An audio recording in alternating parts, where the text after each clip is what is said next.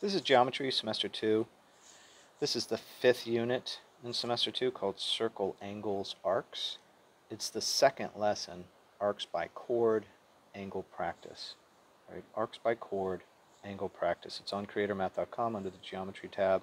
Here's the instructions. Copy the following problems into your composition book on the correct pages according to the table of contents. Don't forget the notes are in a separate file.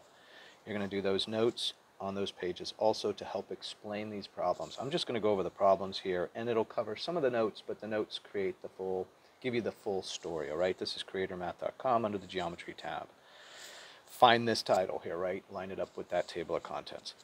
So the first problem says, find the measure of the shown angle using the formula arc1 plus arc2 divided by 2. So what are we given here?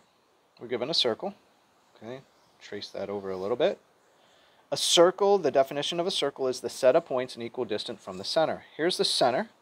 So if you track around these points, there's a point. By the time you put a lot of points here, it's a set of points. And notice I'm going an equal distance from this center. That is the definition of a circle.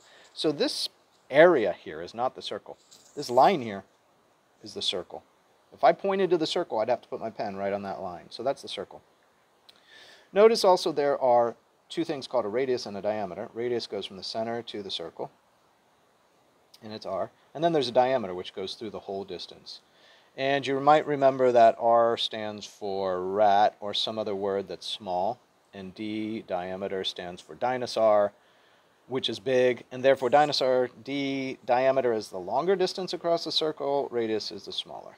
Then notice we've got two segments here. We've got a segment here coming across this way, and a segment here coming across. These are called chords. All right, chords is spelled C-H-O-R-D-S. I tried to pronounce it chords when I was in school. Nope, it's chords, like C-O-R-D-S. The H is silent, so to speak, right? And it's just chords.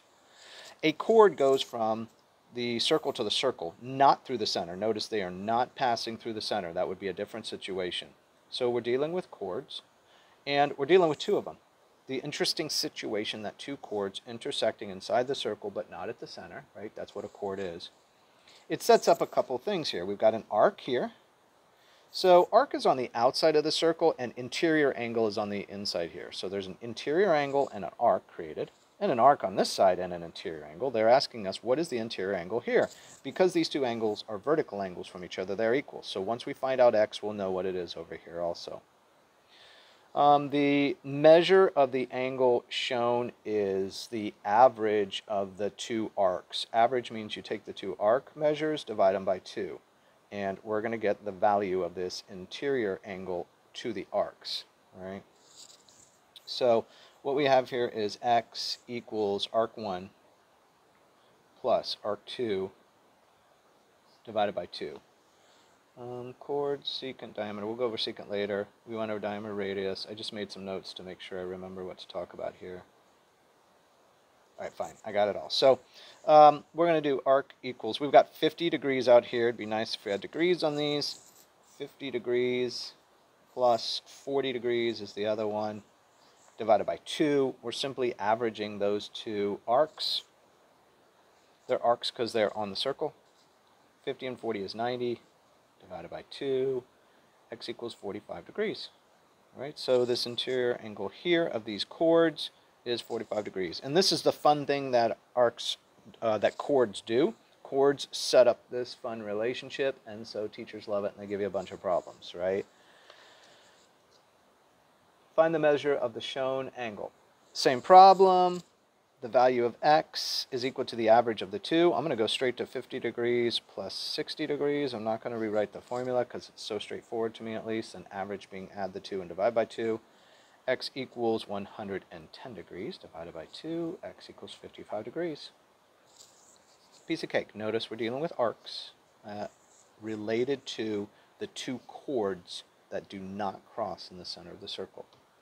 If they touched in the center, now you'd be dealing with a radius or a diameter.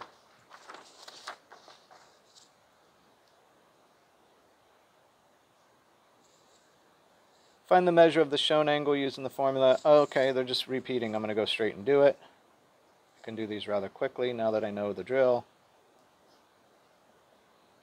It's 150 divided by 2. I'm going to go straight to 75 degrees. I'm going to do even shorter in the amount of work it takes me to do these.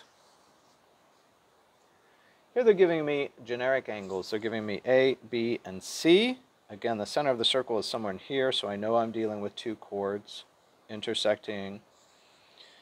Yeah, they just want the generic formula. Generic formula is this arc plus this arc.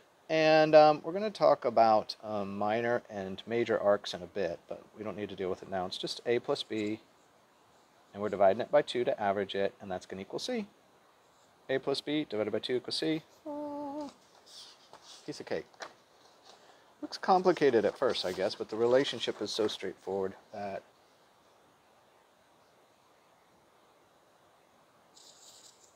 All right, same thing.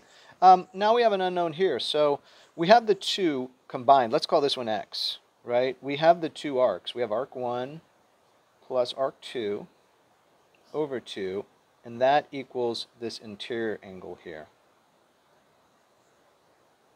All right.